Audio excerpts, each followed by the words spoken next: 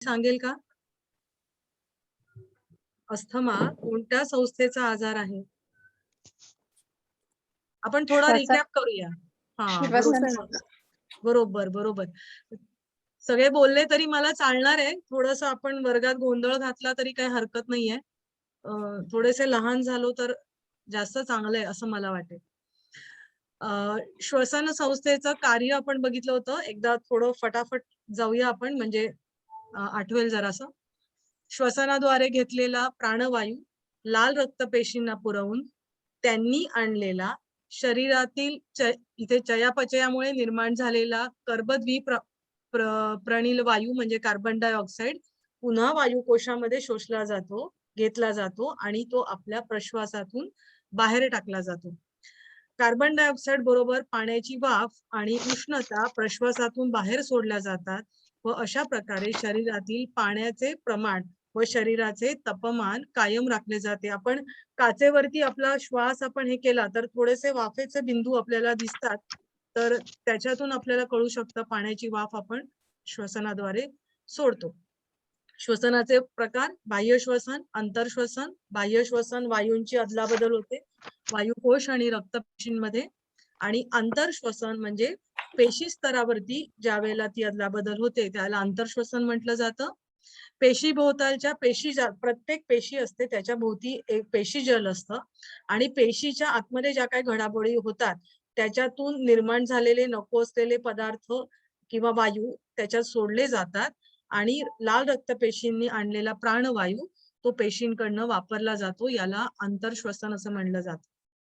आता श्वसन संस्थेत भाग घेणारे अवयव, आता आपण डायग्राम बघूया. जरा सांगाल का, आपण श्वास घेतो, आपली श्वास घेण्याची सुरुवात कुठून होते? काही गोष्टी आहेत ना ह्या थोड्याशा आपण लक्षात घेऊनच केल्या तर कुठलाही रोग असेल तर त्याचा योगोपचार तुम्ही अगदी डोळे झाकून लिहू शकाल. म्हणून मी हे पुन्हा पुन्हा सांगते. आता आपण श्वसन संस्था बघतोय. आपल्या श्वासाची सुरुवात कुठून होते? नाकापासून होतो, बरोबर. आपण श्वास घेतो, नाकातून घेतो आतमध्ये. मग नाकातून घेतलेला श्वास पुढे कुठे जातो? नाकातून घेतलेला श्वास पुढे कुठे जातो? श्वसन नलिकेत. श्वसन नलिकेमध्ये. आता नाकातून हा श्वास घेतला जातो, तर नाकामध्ये काय असतं की ज्याच्याद्वारे ती घेतलेला जो श्वास आहे तर तो गरम होतो, किंवा म्हणजे आता मी थोडक्यात सांगते. नाकामध्ये आपले केस असतात, त्या केस असल्यामुळे होतं काय, आपण जी हवा घेतो अडकतात मध्ये, बरोबर, हवेतले घटक असतात किंवा काही अगदी बारीक जंतू असतात ते सुद्धा तिथे अडकतात, चिकटपणामुळे अडकतात. हो. आणि हा एवढा आपलं हे नाक एवढंच का ठेवलंय? डायरेक्ट का नाही गेलंय आतमध्ये? भोकं डायरेक्ट जाऊ देवानी केलं असतं ना, पण तसं का नाही केलंय? तर ती हवा आतमध्ये जाईस तोपर्यंत, म्हणजे तुमच्या घशामध्ये आतमध्ये लंग्स मध्ये जाईस तोपर्यंत बाहेर किती टेम्परेचर असलं तर तेवढंच टेम्परेचर आपल्या शरीरात असतं का? नाही. मग शरीराला योग्य तापमान तेवढं ते केलं जातं, बरोबर. म्हणजे हा जो एअर पॅसेज आहे तर ते तेवढं बाहेरच्या तापमानाचा शरीराला त्रास होऊ नये म्हणून ते तापमान शरीराला योग्य ते केलं जातं. तर ते नाकातून आत घेतलं जातं. परत आतमध्ये सिलिया असतात, बारीक, त्याला सिलिया म्हटलं जातं. नाकाच्या आतमध्ये पेशींना, त्याला मराठीत काय म्हणतात मला माहित नाही, तर त्याच्यामुळे सुद्धा हे जे बारीक जंतू असतात ते अडकतात. नाकातून हवा जाते, पुढे कुठे जाते? घशात, बरोबर. फॅरिंग्स म्हटलं जातं त्याला. मग लॅरिंग्स स्वरयंत्र म्हटलं जातं. मग त्याच्यानंतर पुढे कुठे जाते ती? सांगा बरं. फुफ्फुसामध्ये. डायरेक्ट फुफ्फुसात जाते का? आता तुम्ही मला सांगा, इथे नाक आहे, इथे घसा आहे, इथे स्वरयंत्र आहे आणि डायरेक्ट इथे फुफ्फुस आहेत का? श्वासनलिका आहे आपली, बरोबर. श्वासनलिका आहे, ट्रकिया आहे आपल्याला, बरोबर. काही इंग्लिश नावं पण तुम्ही लक्षात ठेवा. ट्रकिया किंवा श्वासनलिका म्हटलं जातं, बरोबर. मग त्या श्वासनलिकेचे त्याचं बायफर्केशन होतं. बाय म्हणजे दोन, म्हणजे काय की त्याचं विभाजन होतं, बरोबर. मग त्याचं विभाजन दोन नळ्यांमध्ये होतं. श्वासवाहिनी दोनच नळ्यांमध्ये होतं का? का होतं? का होत असेल? दोन्हीकडले फुफ्फुसामध्ये ते श्वास नलिकेद्वारे पाठवला बरोबर जातो. बरोबर बरोबर. मग त्याच्यानंतर ह्या जे हे जे ब्रांचेस होतात त्याचे परत 3 ब्रांचेस होतात. 3 आणि इकडे 2 असे ब्रांचेस होतात. तर ते का होतात? आपलं उजव्या बाजूचं फुफ्फुस आहे त्याला 3 लोब्स असतात. बाहेरून दिसायला असतात, आतमध्ये एकसंधच असतं. आणि त्याच्यानंतर इकडे 2 असतात, कारण आपलं हृदय आहे ते डाव्या बाजूला थोडंसं शिफ्ट झालेलं आहे. त्यामुळे डाव्या बाजूचं जे फुफ्फुस आहे ते थोडं 2 लोब्स असतात त्याच्यामध्ये. मग तिथे ती प्रत्येक त्या नळ्यांचं विभाजन होतं, त्यांचं परत विभाजन होतं आणि त्यांच्या भोवती नंतर वायुकोश असतात. बरोबर? आता आपण एक मिनिट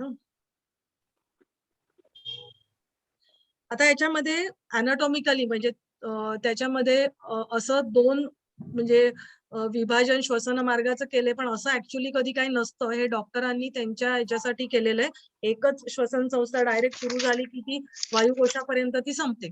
बरोबर? नाकाच्या पोकळ्या, सायनसेस, फॅरिंग्स हे त्यांनी त्यांच्या याच्यासाठी वोकल फोल्ड वरील लॅरिंगचा भाग हे सगळं त्यांनी त्यांच्या याच्यासाठी केलेलं आहे. पण आपण बघितलं हा श्वसन मार्ग एकसंध असतो. आता रेस्पिरेटरी सिस्टम ही पुन्हा एकदा एक डायग्राम की आपल्या शरीरामध्ये कसं आहे, नाकातून येतं, त्याच्यानंतर फॅरिंग्स आहे, त्याच्यानंतर इथे हा ट्रकियाचा भाग आहे, मग त्याच्यानंतर ह्या 2 नळ्यांमध्ये जातं. इथे हे पूर्ण फुफ्फुस दाखवलेलं आहे आणि हे इथे आतमध्ये कसं विभाजन होतं हे आपण दाखवलेलं आहे. या पीपीटी तुम्हाला मिळणार आहेत, त्यामुळे हे चित्र तुम्हाला बघता येतील. आता आपण ही जी ट्रकिया आहे तर तो ट्रकियाचं विभाजन कसं होतं, हा एक येतो वरून, त्याच्यानंतर याचं 2 मध्ये विभाजन होतं. मग त्याच्यानंतर हे लोबार ब्रांचेस आहेत, म्हणजे याच्यामध्ये विभाजन होतं, या जाड नळ्या दिसत आहेत आणि त्यांचं परत अजून विभाजन होतं. बरोबर? आणि असं विभाजन होत होत त्याच्यानंतर शेवटी हे बारीक बारीक फ्लॉवर सारखे कण म्हणजे छोटे छोटे बॉल असतात वायुकोश सारखे, ते वायुकोश शेवटचा पार्ट तो आहे आणि त्याच्या भोवती आपलं रक्तवाहिन्यांचं जाळं असतं की ज्याच्यामध्ये आपल्या वायूची अदलाबदल होत असते. कार्बन म्हणजे श्वासामार्फत आलेला हवेतून ऑक्सिजन शोषला जातो आणि वेगवेगळ्या पेशी स्तरावर किंवा इतर चयापचयातून जे काही गॅसेस असतात ते वायुकोशातून पुन्हा ऍब्सॉर्ब होतात आणि पुन्हा प्रश्वासातून उलट्या मार्गाने बाहेर सोडले जातात. मला वाटतं आता हे सगळ्यांना एवढं क्लिअर झालेलं आहे. बरोबर? झालेलं आहे? हो मॅडम. आता याच्यामध्ये महत्वाचा पार्ट एक कुठल्या बरं याच्यामध्ये मला सांगा कुठले हाडं किंवा मसल्स किंवा म्हणजे स्नायू त्याच्यामध्ये भाग घेतात श्वसन संस्थेमध्ये? शरीरातली कुठली हाडं किंवा स्नायू भाग घेतात? छातीचा पिंजरा. बरोबर, छातीचा पिंजरा म्हणजे त्या बरगड्या. बरोबर? आणि ही झाली हाडं. आणि अजून स्नायू कुठला भाग घेतात? महत्वाचा स्नायू मानेचा मणका पूर्ण. पाठीचा कणा. मानेचे मणके इथे झाले, पाठीचे मणके इथे झाले. श्वासाशी संबंधित आहे का तो?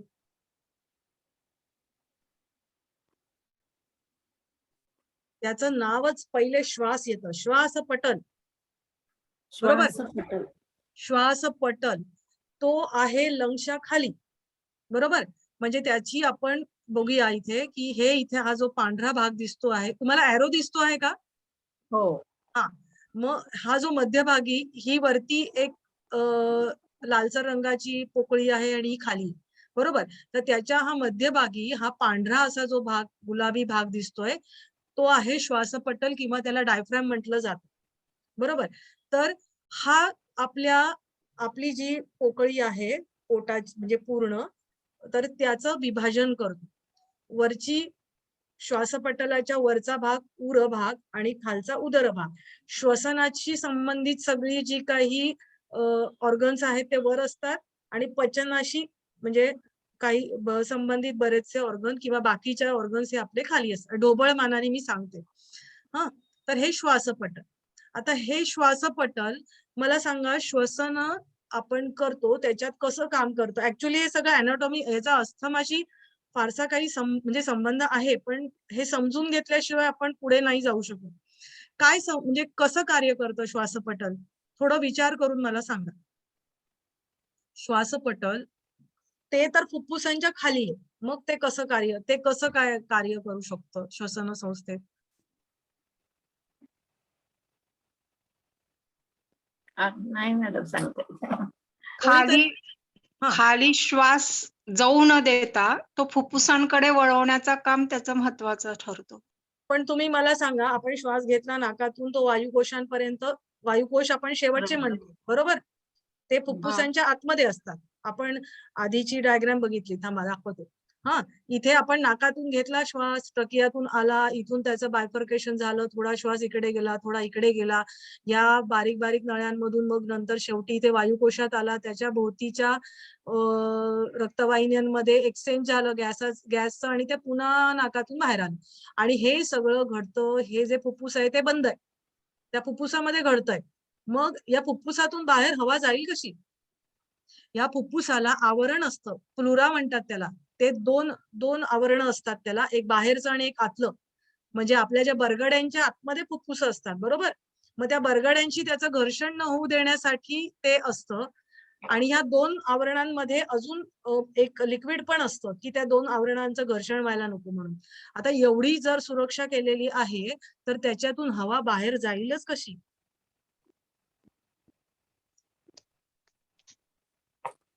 जाणार का हवा? नाही. आता आपण इथे बघूया काय होतं ते. हा, आपण ज्या वेळेला श्वास घेतो, बरं मला एक सांगा, आपण एखादी पिशवी आहे, पिशवीमध्ये सामान टाकलं, तर ते सामान टाकल्यावर पिशवीचा खालचा छेद जर राहिलं तर ते होतं ना मॅडम. म्हणजे पण छेद नसतोच ना, कुठे छेद आहे? मी तुम्हाला हे एक मिनिट, सॉरी.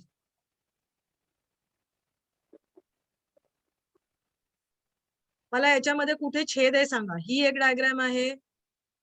हा, याच्यामध्ये कुठे छेद आहे मला सांगा बरं. कुठेतरी छेद आहे का इथे? हे श्वासपटल इथे खाली आहे, हे बघा, डायफ्रॅम. आता हवा जर इथूनच मोकळी वर जाते, तर छेद आहे कुठे? माणूस मरून जाईल ना. छेद आहे कुठे? नाहीये ना. मग ही आपल्याला देवाने किती छान गोष्ट केलेली आहे आपल्यासाठी.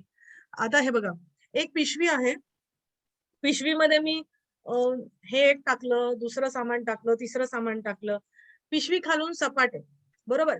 त्या अशी धरूया पिशवी, आणि वरून सामान टाकलं तर पिशवीचा आकार कसा होणार आहे? खाली गोल गोल होत जाईल, बरोबर? ओझ्यामुळे खाली येईल ना. ओझ्यामुळे खाली, बरोबर?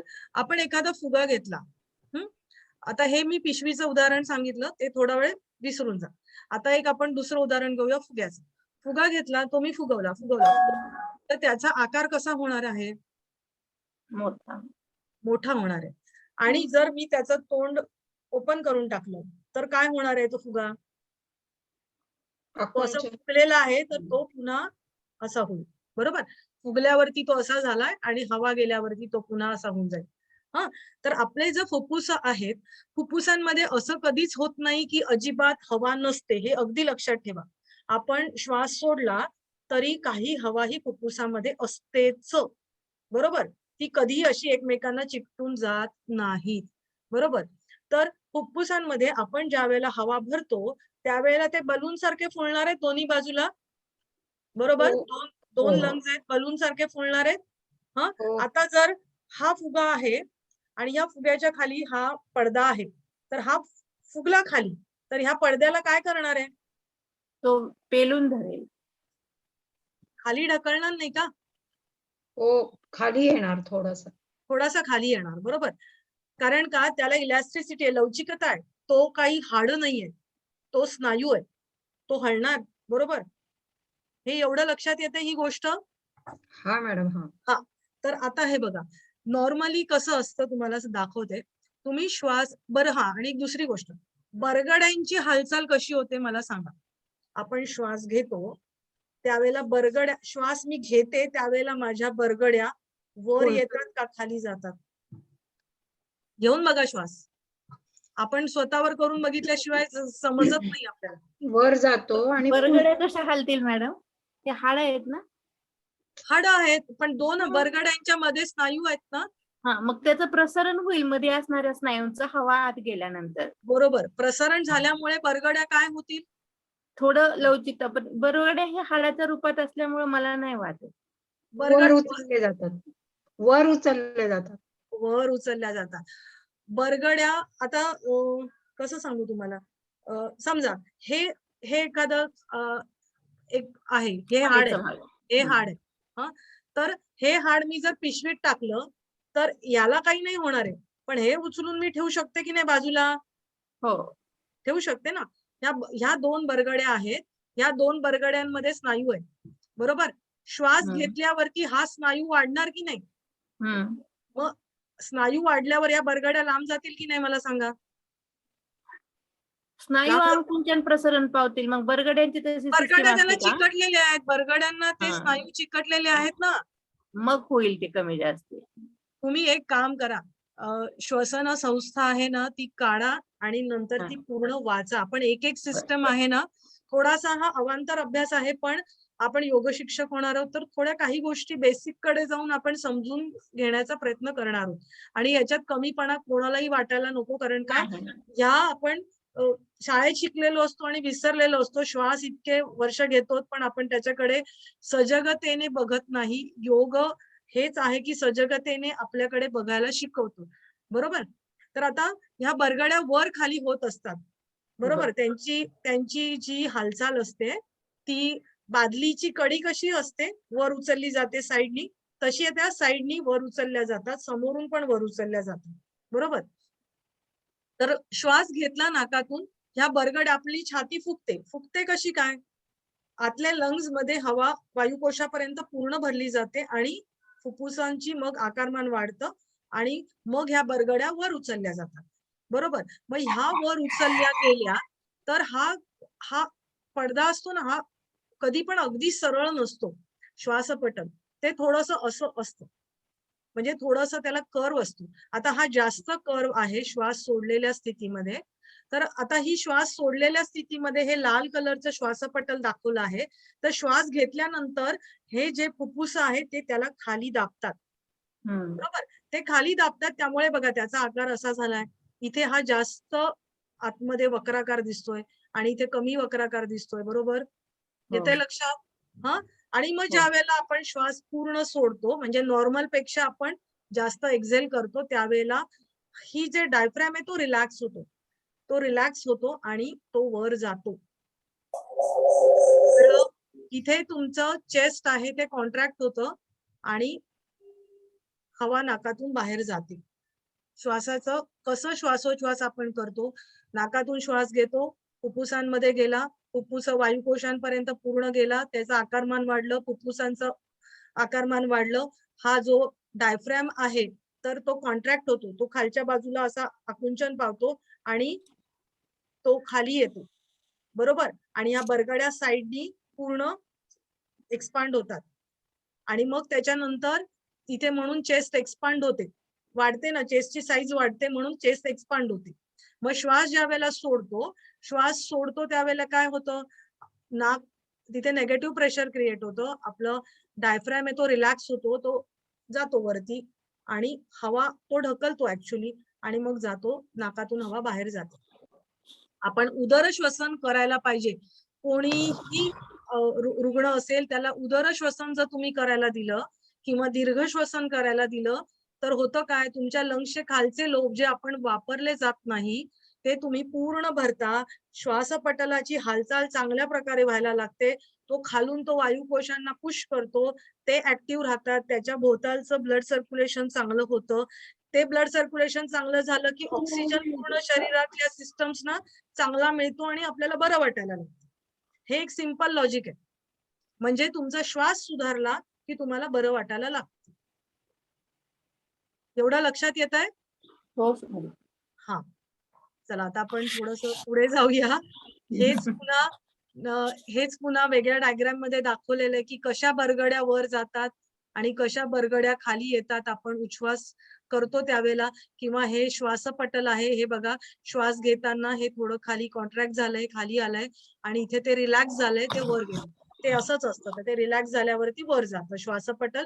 याच्या खाली या श्वासपटलाला छेदून आपले अन्न नलिका ही खाली आलेली असते. इकडे जठर आणि पोटातले सगळे ऑर्गन्स असतात. लक्षात येत आहे? हो हो मॅडम. हा, आता हे इथपर्यंत आपली श्वसन संस्था संपलेली आहे. आता आपण थोडस आपल्या अस्थमाबद्दल बघूया. दमा किंवा अस्थमा ही अशी स्थिती आहे की जिथे वायुमार्गाची जळजळ होते, इरिटेशन होतं, तिथे इन्फ्लमेशन होतं, हे शब्द वापरले जातात. जळजळ होते, बरोबर. आणि मग त्याच्यातून ब्रांकोप्लाझम आणि 2 ब्रॉन्काला सूज येते. म्हणजे तिथे काय होतं की प्लाझम म्हणजे काय ना, श्वासनलिकांचं आकुंचन होतं आणि काय होतं आतमध्ये त्याला सूज येते. या 2 गोष्टी असतात की आकुंचन होणं. आता श्वासनलिका आकुंचित झालं तर तुम्हाला श्वास घेता येईल का? नाही घेता येणार, म्हणजे तो प्रॉब्लेम आहे. किंवा आतून सूज आली तर आतून सूज आल्यावरती श्वासमार्ग छोटा होणार आणि मग तुम्हाला परत श्वास घेता येईल का? नाही घेता येणार, बरोबर. तर ही लक्षणं त्याच्यामध्ये दिसतात. आणि याला रिव्हर्सिबल एअरवे किंवा रिव्हर्सिबल एअरवे ऑब्स्ट्रक्टिव्ह डिसीज असंही म्हणतात. कारण हे हल्ला नाही, इथे हे मी सुधारायचं राहिलं, सॉरी. ज्या वेळेला दमा येतो त्यावेळेला म्हणजे अटॅक येतो त्यावेळेला नंतर म्हणजे कसं आहे की मला आता दम्याचा अटॅक आला तर प्रत्येकाची कंडिशन अस्थमाची वेगवेगळी असते. एका रुग्णामध्ये जे सिम्पटम्स दिसतील किंवा जी परिस्थिती दिसेल ती दुसऱ्यांमध्ये दिसेलच असं नसतं. तर ज्या वेळेला दम्याचा अटॅक आला त्यावेळेला मला सिम्पटम्स दिसतात आणि त्याच्यानंतर मात्र मी नॉर्मल आहे, म्हणजे एरवी तुम्हाला कळणारही नाही की या माणसाला काही झालंय. म्हणून त्याला रिव्हर्सिबल एअरवे ऑब्स्ट्रक्टिव्ह डिसीज असं म्हणतात. रिव्हर्सिबल म्हणजे उलट, म्हणजे नॉर्मल होतो नंतर. एअरवे श्वासमार्ग, ऑब्स्ट्रक्ट करणं म्हणजे अडथळा आणणं, आणि डिसीज म्हणजे रोग, बरोबर.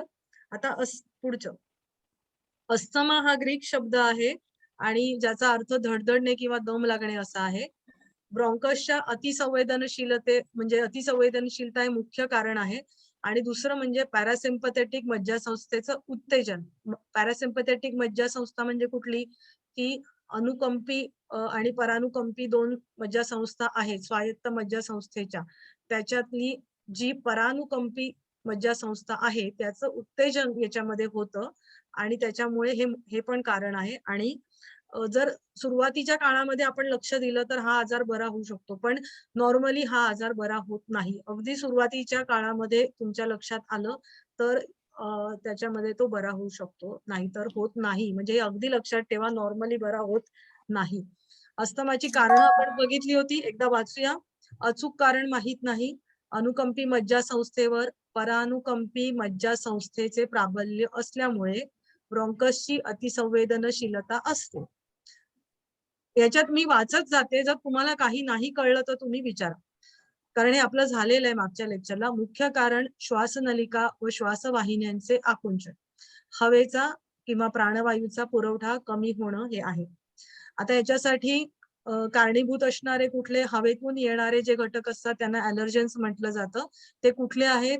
तर परागकण, डस्ट माईट म्हणजे धुळीमध्ये असणारे जे काही कीटाणू असतात ते, घरातील जुन्या वस्तूंवरची बुरशी, पाळीव प्राण्यांचे केस, सूक्ष्म कीटक इत्यादी. बऱ्याच जणांना हवामानामध्ये म्हणजे ही सगळीच कारणं असतात असं नाही. प्रत्येकासाठी ट्रिगर होणारं किंवा कारणीभूत होणारं कारण हे वेगळं असू शकतं. एक कारण असू शकतं, 2 असू शकतात, अनेक असू शकतात, किंवा ही नसली कारणं तरी मानसिक आंदोलनं झाली तरी सुद्धा काहींना अस्थमाचा अटॅक येऊ शकतो. कारणं प्रत्येकाची वेगळी असू शकतात. हवामानामध्ये बदल, ढगाळ वातावरण, धूळ किंवा थंडी असेल तर त्यांना, किंवा वातावरण बदलल्यावरती तो दमा त्यांचा कमी होऊ शकतो. वायू प्रदूषणाने होऊ शकतो, कारण वायूमध्ये आपण कारखान्यांमधून जे काही धूर येतात त्याच्यातून जे काही रासायनिक पदार्थ असतात किंवा धुराचे जे कण असतात त्याच्याने सुद्धा होऊ शकतो. धूम्रपानामुळे किंवा GERD आम्लता म्हणजे अन्ननलिकेचा तुमचा दाह होतो आणि जे पोटामध्ये ऍसिड तयार, स्टमक मध्ये अन्न पचनासाठी जे हायड्रोक्लोरिक ऍसिड असतं तर ते पचनासाठी आवश्यक असतं, पण त्याचं योग्य प्रकारे पचन होत नाही आणि ते वरवर येऊन घशात जळजळ होते किंवा अनुवंशिकता हे कारण आहे. ऍक्च्युअल ह्याच कारणामुळे होतं असं सांगता येत नाही. हजारो कारणं बघितल्यानंतर जी काही त्यांना कारणं सापडली ती वर आपण बघतो. अति मानसिक किंवा भावनिक ताण याच्यामुळे होतं. काही अन्नपदार्थ किंवा शीतपेय टिकवण्यासाठी जे काही पदार्थ वापरले जातात त्याच्यामुळे होऊ शकतो. अन्नातील सल्फाइड सुकामेवा करण्यासाठी वापरलं जातं किंवा शीतपेयांसाठी जे काही वापरले जातात घटक त्यांच्यामुळे होऊ शकतो. शारीरिक हालचालींमुळे किंवा व्यायामामुळे म्हणजे काहींना व्यायाम केल्यामुळे त्यांना त्रास होऊ शकतो. त्यावेळेला त्यांना अटॅक येऊ शकतो. लहान मुलांमध्ये बऱ्याच वेळेला ते खेळायला जातात आणि त्या खेळताना सुद्धा त्यांना दम्याचा अटॅक येऊ शकतो. लहान मुलांमध्ये हे आढळून येतं. काही औषधं आहेत beta blockers, aspirin, non steroidal anti inflammatory drug इत्यादींमुळे सिगारेटच्या धुरामुळे सुद्धा त्रास होऊ शकतो. रंगकाम किंवा स्वयंपाकातून निघणारे तीव्र वास, फोडणी वगैरेच्या मुळे सुद्धा होऊ शकतं. सुगंधी उत्पादनं, लठ्ठपणा हे एक महत्वाचं कारण आहे. श्वासनलिका अरुंद होण्याची कारणं. आता आपण बघितलं अरुंद का होतात आपण 2 कारणं बघितली, की आतमध्ये तुमचं अस्तराला सूज येते. बरोबर? इन्फ्लमेशन होतं, जळजळ होते आणि त्याला सूज येते किंवा काय होतं तर त्याच्या आतमधून इथे आपण बघितला तर म्हणजे एक म्युकस आपण ज्याला म्हटलं जातं किंवा स्त्राव, चिकट पदार्थ तर तो येतो आणि तो चिकट पदार्थ म्हणजे सूज येते, तो चिकट पदार्थ अडकून राहतो आणि तो अडकून राहतो त्यामुळे तुम्हाला श्वासाला त्रास होतो. आणि आता ही जर अन्ननलिका आपण बघितली तर ही अशा प्रकारे त्याला सूज येते. अर्धा भाग इकडचा वेगळा दाखवलाय आणि अर्धा भाग वेगळा दाखवलाय. तर जर तुमचा एअर पॅसेजच ब्लॉक झाला तर तुम्हाला श्वास घेण्यासाठी अडथळा होऊ शकतो. हे खाली ही नॉर्मल आपला एअरवे दाखवलेला आहे, श्वासमार्ग दाखवलाय आणि इथे ज्यावेळेला अस्थमाचे सिम्पटम्स येतात त्यावेळेला कसा तुमचा श्वासमार्ग होतो हे दाखवलंय. हे आतमध्ये बघा श्वासासाठी भूक हे अगदी कमी झालेलं आपल्याला इथे दिसून येईल आणि इथे हे नॉर्मल आहे. आता हे दम्याचे अटॅक सौम्य म्हणजे त्याचं कॅटेगराईज केलं म्हणजे ते वेगवेगळ्या वर्गीकरण केलेलं आहे की सौम्य आला तर कसा येतो किंवा तो टिकतोय, सौम्य आलाय पण टिकतोय, मध्यम असेल तर काय. तर ह्या सगळ्या याच्यामध्ये फक्त तुम्ही एक बघाल की तो किती वेळा येतो, किती वेळ राहतो आणि तुम्हाला श्वासाला अडथळा तुमचा ब्रीदिंग जे आहे श्वास आहे तर ते किती कमी किंवा जास्त होतं याच्यावरती ते दम्याचं अटॅक त्याचं वर्गीकरण केलेलं आहे. आता त्याच्यासाठी वापरलं जातं काय ते आपण बघूया. श्वासमापक यंत्र असतं, पीक फ्लोमीटर म्हणतात आणि जे त्याच्यानी काय मोजलं जातं तर श्वास पीक एक्सपिरेटरी फ्लो रेट. तर पीक म्हणजे जास्तीत जास्त अगदी डोंगराचा टोक असतं त्याला पीक म्हटलं जातं. म्हणजे अगदी मॅक्झिमम. नंतर एक्सपिरेटरी म्हणजे श्वास सोडतो ते, फ्लो म्हणजे वाहून नेलं जातं, तो रेट म्हणजे तो श्वासाचा रेट म्हणजे काय म्हणूया त्याचं नोंद आपण जी करतो की त्याचा एक्झॅक्ट आता रेटचा शब्द पटकन येत नाहीये. तर तो किती आहे हे त्याच्याने मोजलं जातं. आता हे श्वासमापक यंत्र आहे.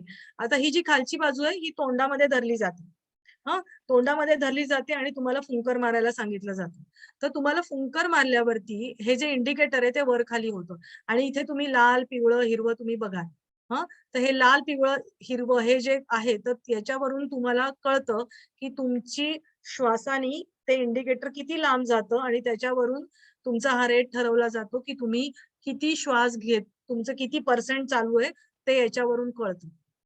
बरोबर? ही जी बाजू आहे ही तोंडात घातली जाते आणि तुम्हाला फुंकर मारायला लावली जाते.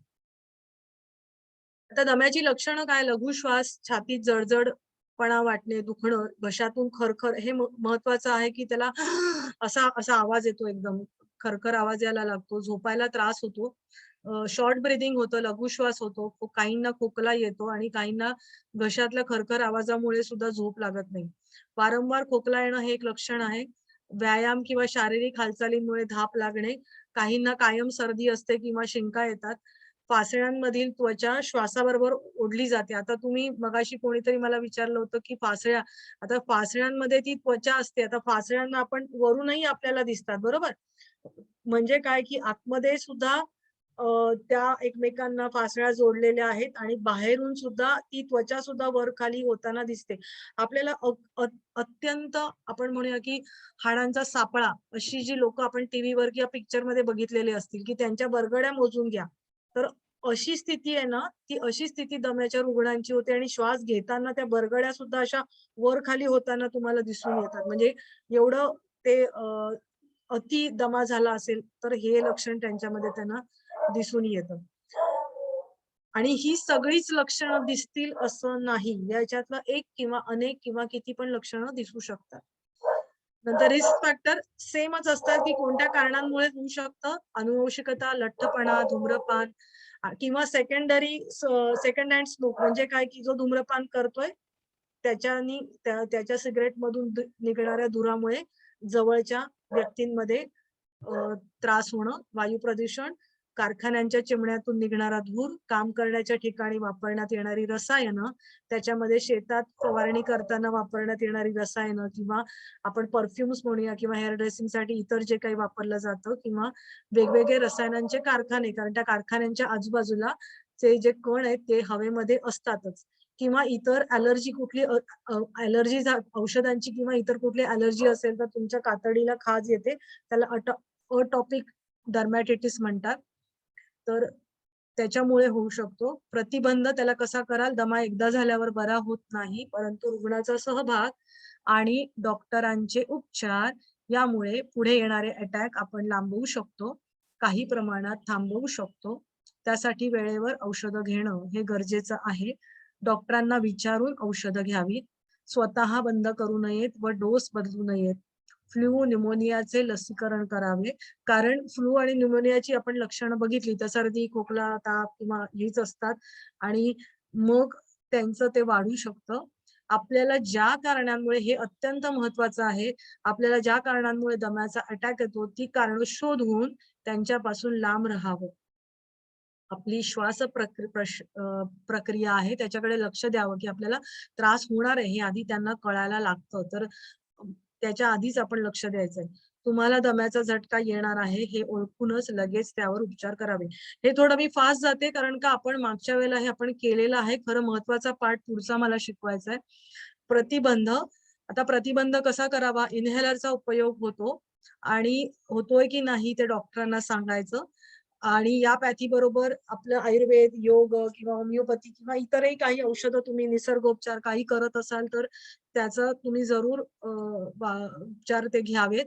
नंतर ॲलर्जींसाठी ट्रॅकोब्रँकियल ट्रीची प्रतिक्रिया किंवा संवेदनशीलता कमी करावी. म्हणजे काय की आपण मगाशी बघितलं की आपला ट्रकिया आहे त्याचं बायफर्केशन झालं, त्याचं अजून झालं. याला म्हणतात ट्रकिओब्रँकियल ट्री.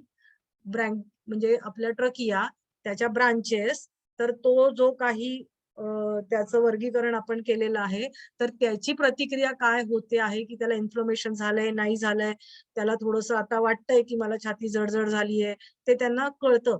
कफचं कंजेशन व्हायला लागतं, श्वासाला त्रास व्हायला लागतो.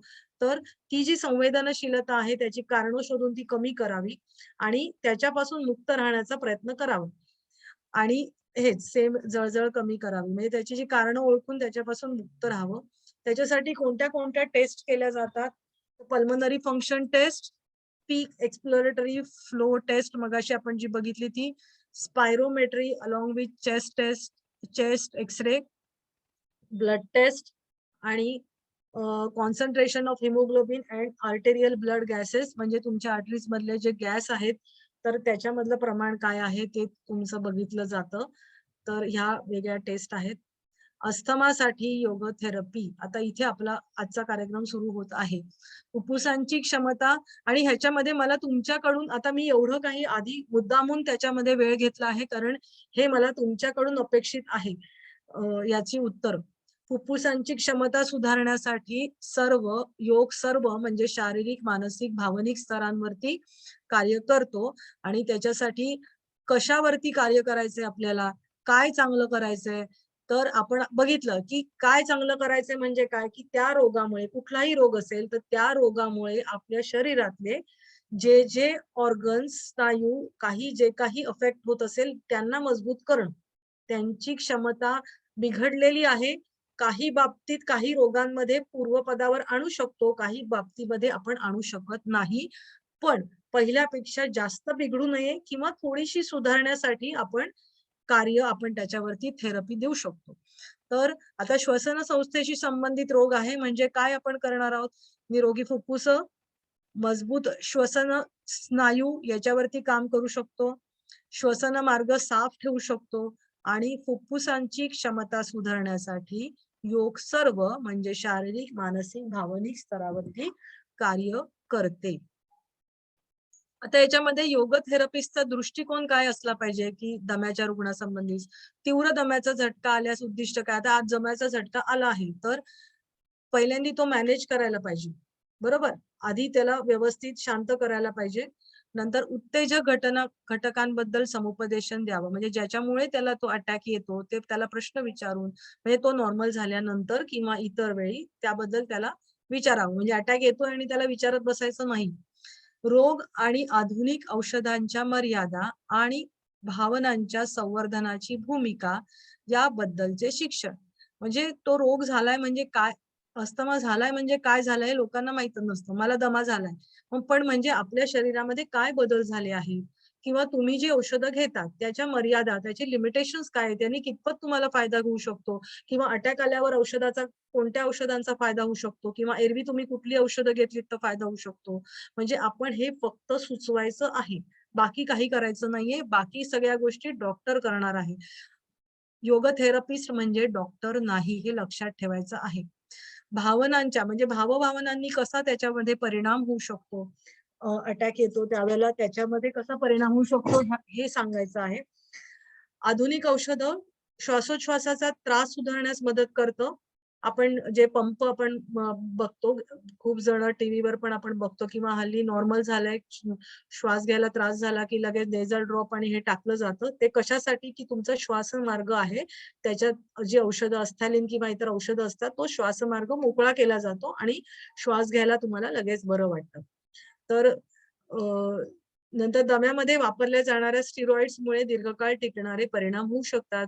बरेच वर्ष जे कोणी औषधं घेतात आहेत तर त्या स्टिरॉइडचे दुसरे परिणाम त्यांना होऊ शकतात. थायरॉइड होऊ शकतं, डायबिटीस होऊ शकतं किंवा इतर गोष्टी हातात हात घालून येत असतात. पण श्वासच जर तुम्हाला घ्यायला त्रास होतोय तर त्यावेळेला ते औषध देणं महत्वाचं आहे. नाहीतर तुम्ही मरून जाल. श्वासच नाही घेऊ शकलात तर काय, म्हणजे त्याच्यासाठी ती औषधं घेणं भाग असतं, पण त्याचे दुष्परिणाम हे होतच असतात. योग थेरपिस्टचे उद्दिष्ट केवळ श्वासाचा मार्गच नाही तर एकूणच जीवनाचा दृष्टिकोन विस्तृत करणं हे आहे. हे अत्यंत महत्वाचं वाक्य आहे, कारण त्या रोगाने तो माणूस खचून गेलेला असतो. तर एकूणच जीवनाबद्दल त्याला आस्था निर्माण करणं किंवा ह्या गोष्टी त्याच्यातून योग थेरपिस्टने त्याच्यासाठी काम करायचं आहे. एकात्मिक दृष्टिकोन हे मुख्यत्वे प्रतिबंधित श्वसन मार्ग म्हणजे रेस्ट्रिक्टेड एअरवे, श्वास मार्गामध्ये जो अडथळा आहे तो उघडण्यासाठी आणि स्पाझम म्हणजे जे आकुंचन झालेलं असतं ते कमी करण्यासाठी असतो. दोन अटॅक मधलं जे अंतर आहे तर ते याच्याने वाढू शकतं. अस्थमाचे रुग्ण सामान्यतः योगिक उपचारांना अतिशय अनुकूल प्रतिसाद देतात. सर्व 5 कोशांवर उपचार केले जातात. उपचारांच्या 2 पैलूंचा विचार केला जातो. एक म्हणजे तीव्र झटक्याच्या वेळी आणि दुसरं म्हणजे पुढील आक्रमण कमी करण्यासाठी दीर्घकालीन पद्धत, म्हणजे 2 झटक्यांमधलं अंतर कमी करणं. अटॅक येतो त्यावेळेला आणि ही गोष्ट. अनुभवी योग शिक्षकांच्या थेट मार्गदर्शनाशिवाय दम्याचे व्यवस्थापन करण्याचा प्रयत्न करू नये. म्हणजे आता हे आम्हाला माहिती पडलंय म्हणजे चला आता आपण करूया, असं चालणार नाही. त्याच्यासाठी अनुभव असलेले योग शिक्षकांच्या मार्गदर्शनाखाली या गोष्टी करायला हव्यात. कारण नंतर काही कॉम्प्लिकेशन झाले तर काय करायचं, ते हँडल करण्याची आपल्याला क्षमता आहे का, हा प्रत्येकाने विचार करायला पाहिजे. आणि त्याच्यासाठी थेरपिस्टनी एखादा जर डॉक्टर ओळखीचा असेल तर त्याच्याशी त्याचे संबंध असतील तर काही गोष्टी आपल्याला अडतील ते आपण विचारून घेऊ शकतो किंवा त्याला रुग्णाला आपण विचारायला सांगू शकतो. एकात्मिक दृष्टिकोन अस्थमाच्या रुग्णावर उपचार करण्यासाठी केवळ 1 किंवा 2 महिने पुरेसे नाहीत, तर किमान 3 ते 4 महिने नियमितपणे उपचार करणे आवश्यक असते किंवा याहूनही जास्त काळ लागू शकतो. म्हणजे रादर लागतो, कारण का तो लाईफ लॉंग डिसीज आहे. तर तुम्ही जर कायम करत राहिलात तर हे प्रमाण खूप कमी होतं. योगिक पद्धती ज्या शिकवल्या आहेत त्यांचा नंतर चिकाटीने सराव करायला पाहिजे. म्हणजे एकदा तुम्ही शिकलात, काय शिकवलंय, पण मग त्याच्यानंतर त्या प्रॅक्टिस करायला पाहिजे. नॉर्मली कसं असतं ना, सगळ्यांचा अप्रोच कसा असतो, आता मी शिकलो, हे काय पुन्हा पुन्हा हेच आसन शिकवतात, पुन्हा पुन्हा भुजंगासन शिकवतात, पुन्हा तेच करायचं, एवढे पैसे तिथे खर्च करायचे, त्याच्यापेक्षा मी घरीच करतो आणि घरी काही होत नाही. पण मग जर तुम्ही घरी करणार असाल तर त्याला आपण सांगायला पाहिजे की हे जे योग साधना आहे तुम्ही ती चिकाटीने रोज तुम्ही करायला पाहिजे. हे याचं समुपदेशन आपण त्याला करणं गरजेचं आहे. वरील सर्व माहिती असेल तर रुग्णाला दम्याचा झटका आल्यानंतरची परिस्थिती आत्मविश्वासाने हाताळता येईल आणि त्याच्या तीव्रतेसह 2 झटक्यांमधील कालावधीही वाढेल. म्हणजे आपण पुन्हा पुन्हा हेच आपण बघतो की जर रुग्णाला आपल्याला काय झालं आहे किंवा पुढे काय होणार आहे याची माहिती असेल तर 2 झटक्यांमधलं अंतर वाढवू शकतो किंवा झटका आला आहे तर त्यावेळी मी काय करायला पाहिजे हे त्याला कळू शकतं आणि रोगाबद्दल भीती कमी झाली की ती सिच्युएशन, ती परिस्थिती हँडल करण्याची क्षमता त्या रोग्यामध्ये सुद्धा येते. तर इथे योग काम करतं. इथे योग थेरपिस्टचं हे काम आहे की त्याला योग्य प्रकारे समजावून सांगणं. आता इथे अन्नमय कोश, आता तुम्ही सांगायचं आहे. आता नॉर्मली अन्नमय कोशामध्ये आपण बघितलं, काय बघतो आपण? सांगा मला आता फटाफट. समोर आहे आणि ते बघूनही सांगितलं तरी हरकत नाही. अन्नमय कोशामध्ये आपण कशाचा विचार करतो? कोणत्या कोणत्या गोष्टींचा विचार करतो? सांगाल का मला कोणी? अन्नमय कोशामध्ये आपण कोणत्या गोष्टींचा, कारण आपल्याकडे वेळ थोडासा कमी आहे किंवा 5 एक मिनिटं जास्त होऊ शकतील. कोणत्या कोणत्या गोष्टींचा आपण विचार करतो अन्नमय कोशासाठी? कोणत्या गोष्टीने ॲलर्जी होत आहे खाल्यामुळे? नाही. मला ते नाही म्हणायचंय, की आपण योग साधनेतल्या कोणत्या गोष्टींचा विचार करतो. जसं आता समोर आहे आहार, मग अन्नमय कोश, शुद्धिक्रिया, बरोबर, आसन, बरोबर. आसन आणि प्राणायाम. मुद्रा. प्राणायाम नाही, आसन आणि मुद्रा. प्राणायामाचा इफेक्ट अन्नमय कोशावर होतो, पण प्राणमय कोशासाठी प्राणायामाचं साधना दिली जाते. हो. बरोबर. आता आपण इथे अस्थमा ज्याला आहे त्याला म्हणजे काय होणार की त्याला सारखा कफ होतो. मग ज्याला आपण थोडंसं लॉजिक आपण लावलं तर ज्याला सारखा कफ होतो आहे त्याला आपण काय खाऊ नको सांगणार, तर थंड त्या पेय, गोष्टींचा आपण विचार करायचा. जसं आपण उच्च रक्तदाबामध्ये काय खाऊ नको सांगितलंय, उच्च रक्तदाबामध्ये काय टाळायला पाहिजे? जास्त तेलकट. तेलकट तुपकट तर सगळ्यात कॉमनच आलंय. मिठाचा वापर कमी करायला पाहिजे. म्हणजे जे एक महत्वाचं आहे ना ते तुम्ही लक्षात ठेवायला पाहिजे.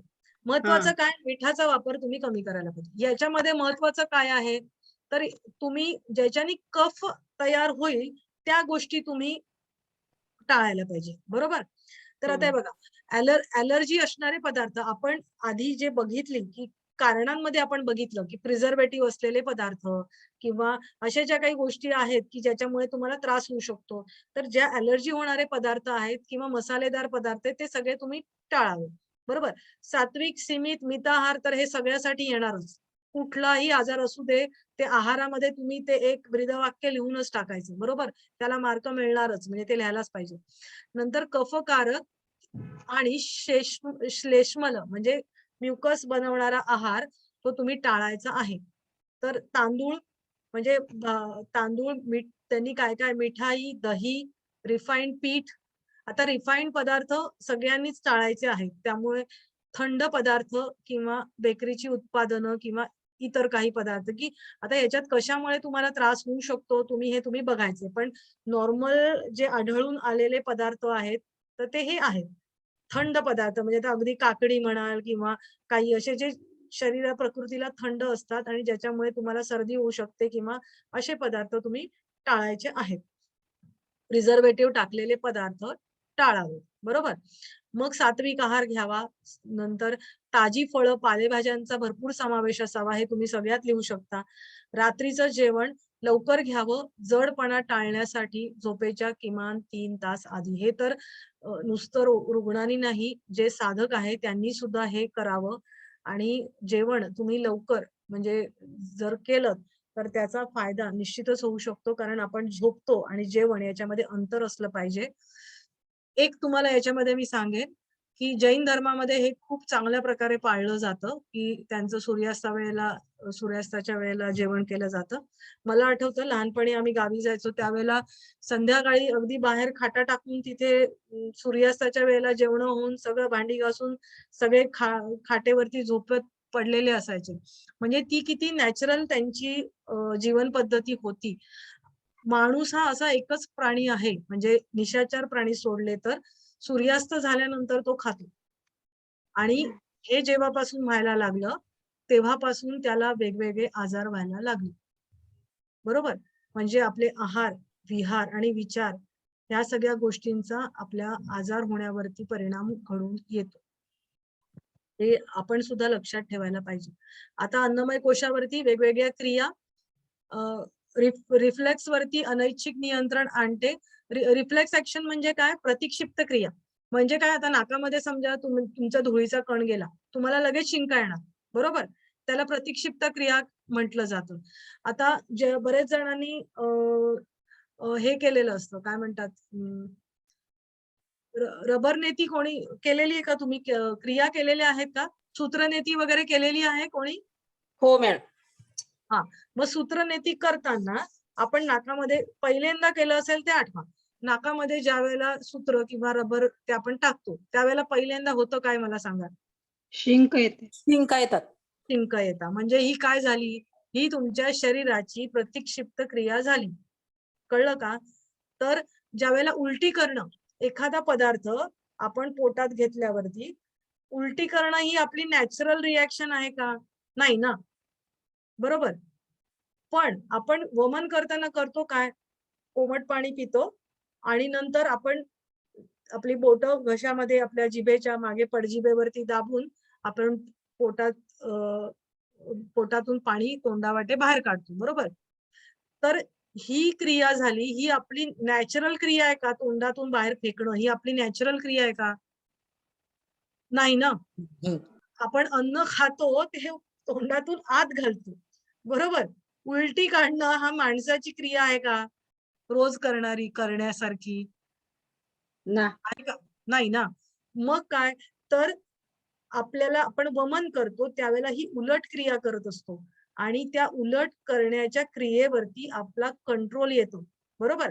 नाकातून सुरुवातीला सूत्र घालतो त्यावेळेला खूप शिंका येतात, पण मग नंतर काय 2 मिनिटात घातलं की तोंडातून आपण काढतो, बरोबर? तर ती 2 मिनिटांमध्ये आपली तोंड केलं, तोंडात बोटं घातली आणि घशाला आलेलं जर चिकटलं असं केल्यावरती पुढे येते. पुढे आल्यावरती पटकन आपण ती तोंडातून काढू शकतो. तर ह्या क्रिया आपण ज्या वेळेला करतो, ज्या नॉर्मली करत नाही, तर त्यांच्यावरती आपला कंट्रोल यायला लागल्यानंतर आपल्या इतरही काही ज्या शरीरातल्या रिफ्लेक्स ऍक्शन असतात किंवा प्रतिक्षिप्त क्रिया असतात, त्याच्यावरती आपसुकच कंट्रोल यायला लागतो. हे तुम्हाला समजलं का मी काय बोलले ते? हे तुम्हाला समजलं का? हे नाही. बघा, हा, ते आलं माझ्या लक्षात. म्हणजे थोडंसं सांगत जा, नाही समजलं ते. ओके. आपण एरवी आपण ज्या रिफ्लेक्स ऍक्शन्स म्हणजे काय? तर प्रतिक्षिप्त क्रिया मराठीत हा शब्द आहे, कारण पुस्तकांमध्ये वगैरे तुम्ही शोधला तर तो तुम्हाला तसाच शब्द मिळेल. नॉर्मल आपण नाकामध्ये आपल्या काहीही पदार्थ गेला, धूळ किंवा काही, तर आपल्याला लगेच शिंक येते, बरोबर? किंवा खोकला येतो. तर ही शरीराची प्रतिक्षिप्त क्रिया झाली. म्हणजे एखादी स्टिम्युलस म्हणजे रिएक्शन म्हणजे ऍक्शनची ऍक्शन. रिॲक्शन, ऍक्शनचा रिस्पॉन्स. अच्छा अच्छा. ऍक्शन ही ऍक्शन झाली. आता चिमटा काढल्यावरती आपण हात बाजूला करतो, ही रिस्पॉन्स केला आपण, आणि मी चिमटा काढला ही ऍक्शन झाली. नाकामध्ये काहीतरी गेलं ही ऍक्शन झाली आणि मग शरीराने काय रिस्पॉन्स दिला? शिंका आला किंवा खोकला आला. बरोबर. आपल्याला Reaction. हा, तर ती रिॲक्शन असतं, शरीर त्याला रिस्पॉन्स म्हटलं जातं. तर ती जी क्रिया आहे तर ती रिफ्लेक्स ऍक्शन असते शरीराची, की आता हे तुम्हाला शरीरात नकोय. बरोबर. मग आपण नॉर्मली वमन ही आपल्या शरीरात आपण मुद्दामून काढलेली उलटी आहे. बरोबर. वमन करतो म्हणजे काय, पाणी पितो आणि मुद्दामून ती उलटी काढतो. मग मुद्दामून उलटी काढणं, आपल्याला जर एखादा घाण वास आला किंवा नको असलेला प्रसंग आपण बघितला, रक्त बघितलं, तर काहींना उलटी येते. ही त्यांची प्रतिक्षिप्त क्रिया झाली. शरीराने दिलेला रिस्पॉन्स आहे की ते त्याला नाही सहन झालं. बरोबर. हम्म. पण आपण ज्यावेळेला वमन करतो त्यावेळेला आपण मुद्दामून ती क्रिया करतो. ही ज्या प्रतिक्षिप्त क्रियेवरती आपण कंट्रोल आणतो आणि ती करतो. आपण स्वतः करतो, स्वेच्छेने करतो ती क्रिया. तर ही स्वेच्छेने ज्यावेळेला आपण करायला लागतो या क्रिया, तर आपल्या इतरही ज्या काही प्रतिक्षिप्त क्रिया आहेत त्याच्यावरती कंट्रोल यायला लागतो. फक्त शरीराच्याच नाही, मनाच्या सुद्धा. मनाच्या सुद्धा ज्या काही एखादा प्रसंग बघितल्यावर मनात निर्माण होणाऱ्या आपल्या ज्या एखाद्या प्रसंग बघितल्यावर आपण लगेच रिॲक्ट होतो. ती जे रिॲक्ट होणं आहे ना, ते सुद्धा यांनी कमी होतं. म्हणजे हा त्याचा एकदम सूक्ष्म इफेक्ट आहे, की तो आपल्याला कळून पण येत नाही. आणि म्हणूनच योगामध्ये तुम्ही सगळं योगा साधनेचा सराव केल्यावरती आधीचा मी आणि नंतरचा मी मध्ये खूप फरक हा प्रत्येक साधनेचा आलेला असतो. कारण इतक्या सूक्ष्म स्तरावरती योग साधनेचा परिणाम घडून येत असतो. तर ह्या क्रियांचा आपल्या अनैच्छिक क्रिया आहेत ना, तर त्याच्यावरती ते नियंत्रण आणलं जातं. बरोबर. उलटी येणं ही आपोआप क्रिया घडते, पण ती आपोआप घडणाऱ्या क्रियेवर आपण कंट्रोल आणतो ना, तर तो कंट्रोल याच्यानी येतो. पोटापासून फुफ्फुसांपर्यंत वेगस नर्वद्वारे रिफ्लेक्स क्रिया होते, जी फुफ्फुसातील तणाव दूर करते. आता ह्या रिफ्लेक्स क्रिया कोणाद्वारे केल्या जातात, तर वेगस नर्व द्वारे ती क्रिया केली जाते आणि आपल्या फुफ्फुसातला जो तणाव आहे तर तो त्याच्यामधून दूर केला जातो. हे एका याच्यात कदाचित तुम्हाला नाही समजणार, पुन्हा पुन्हा वाचाल तर तुम्हाला हे नंतर तुम्हाला समजून येईल. उलटी ही आपण आहे म्हणजे वमन जे करतो ते स्वेच्छेने करतो आणि ज्यावेळेला आपण स्वेच्छेने करतो म्हणजेच काय करतो, तर अनैच्छिक मज्जासंस्थेचं ते प्रशिक्षण आहे. म्हणजे आपण काही हात हलवतो, हा आपला ऐच्छिक झाला की नाही. आपण हात हलवतो, मला हात हलवायचा तर मी हात हलवते, माझ्या इच्छेने हलवते. बरोबर. श्वास घेतो, श्वास घेण्याची क्रिया ही अर्धनियंत्रित आहे. बरोबर. आपोआप पण चालू शकतो आणि प्राणायाम आपोआप चालूच असतं रादर. पण आपण प्राणायाम करतो त्यावेळेला थोड्या काळासाठी आपण त्याच्यावर नियंत्रण आणतो की नाही. थोड्या वेळासाठी आपण आणू शकतो ना, कुंभक करतो त्यावेळेला. बरोबर. आणि तसंच तर ही मज्जासंस्था याचं कंट्रोल कुठे असतं, तुमच्या ब्रेन मध्ये असतं. तर त्या क्रिया आपोआप घडणाऱ्या ज्या क्रिया आहेत त्याच्यावरती काही प्रमाणामध्ये तुम्हाला कंट्रोल आणता येतो. त्या मज्जासंस्थेला आपण प्रशिक्षण देतो, की उलटी करायची नाहीये. हे असं केल्यावरती म्हणजे माझा कंट्रोल आहे. हा नुसता आता मज्जासंस्था म्हटली तर तो नुसताच आपल्या हातपाय हलवण्यावरती येईल का, नाही. आपला विचार करणाऱ्यावरती पण, आपल्या इमोशन्स वरती पण नकळत त्याचे परिणाम हे होत असतात. हे प्रत्यक्षपणे आपल्या मानसिक संघर्षावरती उपचार करण्यास मदत करतात, जे आजारांचे मूळ आहे. बहुतेक वेळेला दम्याचं कारण तुम्ही जर बघितले तर जसं ॲलर्जेन्स हे वगैरे असतातच. पण त्या लोकांना ना त्यांची मानसिक आंदोलनं ज्यावेळेला व्हायला लागतात ना, त्यावेळेला त्यांना दम्याचे अटॅक होतात. घरात काहीतरी घडलं किंवा त्यांच्या मनाविरुद्ध घडलं आणि ते एक्सप्रेस करू शकत नाहीयेत. ती भावना त्यांच्यात दडपून राहते आणि ती दम्याच्या अटॅकाच्या स्वरूपामध्ये त्यांच्यातून बाहेर पडते. नियमितपणे सराव केल्यास दम्याचा अटॅक रोखण्यासाठी फायदा होतो. आपण आज अन्नमय कोश करून पुरे करूया, कारण एखादी मिनिटच राहिलेला आहे. जलनेती नासिका मार्गातील अडथळा दूर करते, श्वासोच्छ्वास सुलभ करते. आता जलनेतीमध्ये आपण काय करतो, पॉट घेतो आणि त्या पॉट मध्ये कोमट पाणी किती कोमट असतं ते पाणी? त्वचाला सहन होईल तेवढं. बरोबर. त्वचेला आपण त्याच्यासाठी आपण कुठे टाकून बघतो? हाताच्या आपण नॉर्मली लहान बघितलं असेल, लहान मुलांचं दूध टाकून बघतो ना आपण किती कोमट आहे. बरोबर. तर हातावरती आपण म्हणजे बघतो आपल्या अश्रू एवढं ते खारट असतं आणि तेवढंच त्याचं टेम्परेचर पण असतं, हातावर आपण टाकून बघतो. तर ते आपण कोमट पाणी घेतो. त्याच्यात मिठाचं प्रमाण किती असतं? 1 लिटर मध्ये 10 ग्राम. म्हणजे ते 9 ग्राम किंवा 10 ग्राम 9 ग्राम पर्यंत. तर ते पाणी आपण हे नाकपुडीत टाकून एका नाकपुडीतून टाकून नंतर दुसरीकडनं ते बाहेर येतं आणि हे ज्यावेळेला बाहेर येतं तर त्यावेळेला नासिकेमध्ये जो काही अडथळा असतो तो दूर केला जातो. नियमित सरावामुळे आता नासिकेतला अडथळा म्युकस आहे तर तो दूर झालेला आहे. तर तुमचा प्राणायाम तुमचा चांगल्या प्रकारे होणार आहे. तुमचं दीर्घश्वसन चांगल्या प्रकारे होणार आहे. तर ते झाल्यानंतर श्वसन मार्ग तुमचा चांगला होणार आहे. तुमची लंग कॅपॅसिटी वाढणार आहे. मग तुमच्या 2 दम्यांच्या अटॅक मधलं अंतरही तुमचं आपोआप वाढायला लागणार आहे. बरोबर. कोमट पाणी, आता कोमट पाणी याच्यामध्ये का वापरलं जातं? कोमट पाणी का वापरलं जातं? कोणी सांगेल का?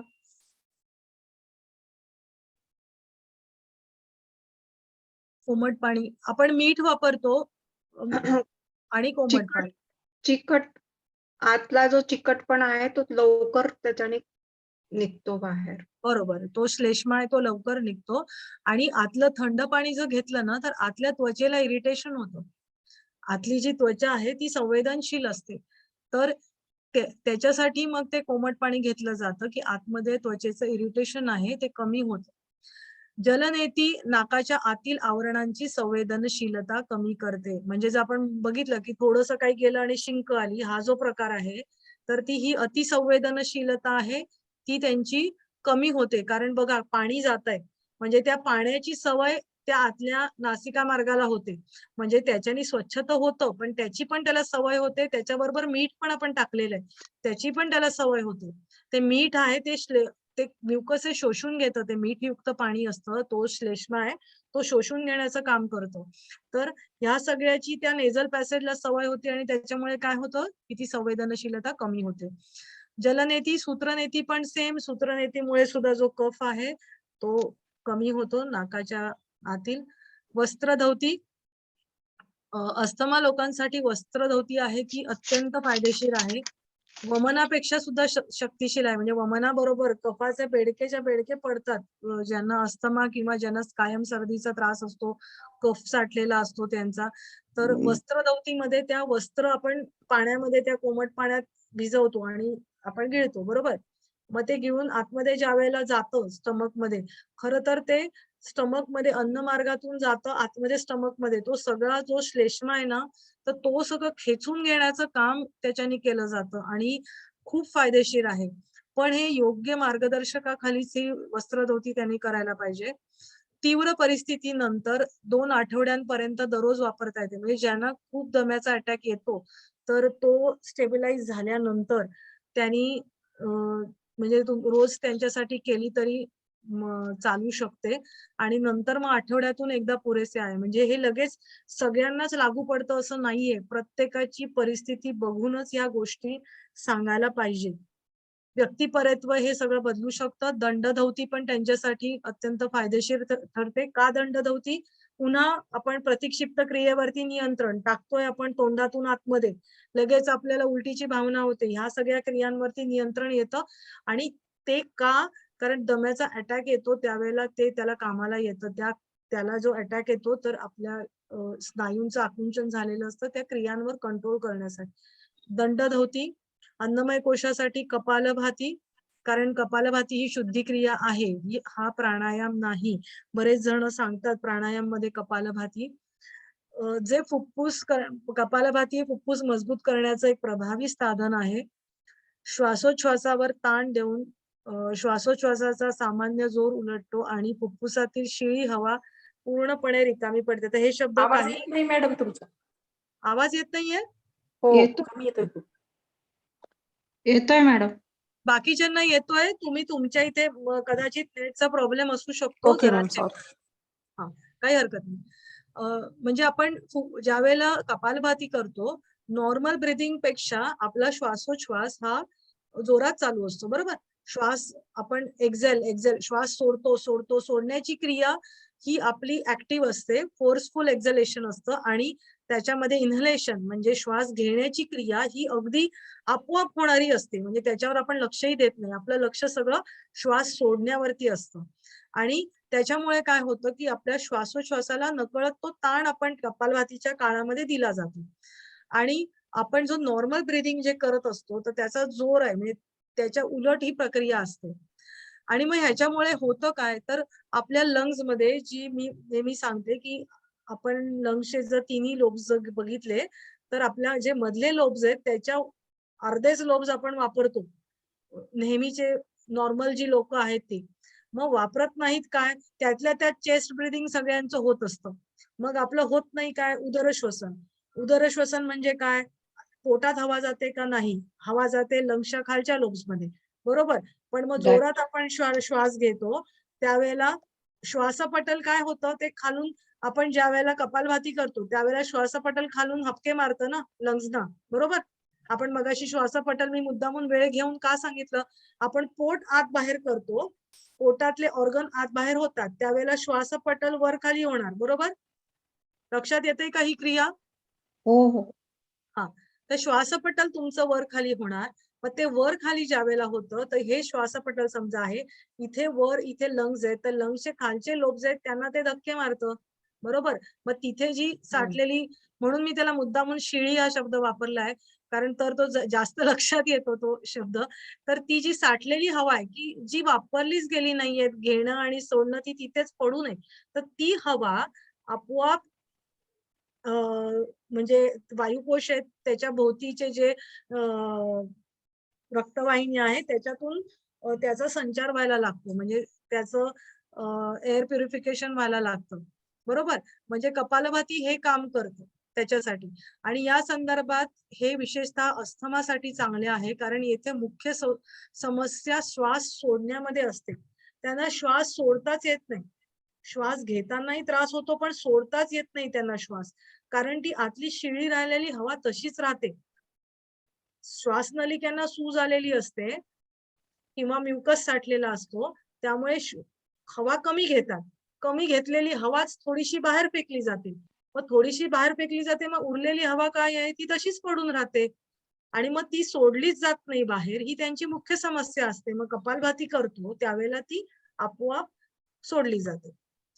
त्याला त्यांनी रेसिड्युअल व्हॉल्यूम, आता हे तुम्हाला नंतर केव्हा तरी समजावून सांगेल मी.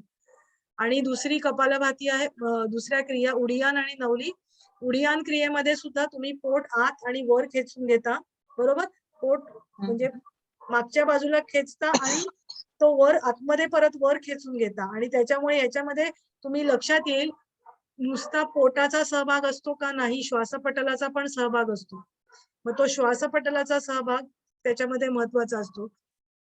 नवली क्रिया, इथे अग्निसार पण राहिलं लिहायचं. नवली क्रियेमध्ये सुद्धा आपण नवली चालन ज्या वेळेला करतो तर त्याचा परिणाम श्वासपटलावर होऊन चांगल्या प्रकारे आपल्याला श्वास आपलं सुधारू शकतं. आणि अग्निसारामध्ये आपण पोट आत बाहेर करतो, त्याचा पण नकळत परिणाम आपल्या नकळत नाही त्याचा परिणाम होतोच श्वासपटलावर आणि तुमच्या श्वसन संस्थेवर. श्वास सोडलेली अवस्था असते आणि त्या अवस्थेमध्ये तुम्ही हे करत असता, बरोबर.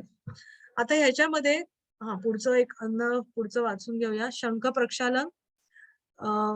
आतड्यांच्या भिंतीपासून श्लेष्मा म्हणजे म्युकस काढून टाकल्यामुळे शरीरातील म्युकस ग्रंथींच्या भित्तींवर प्रतिक्षिप रिफ्लेक्स ऍक्शनचा तो प्रभाव पडतो.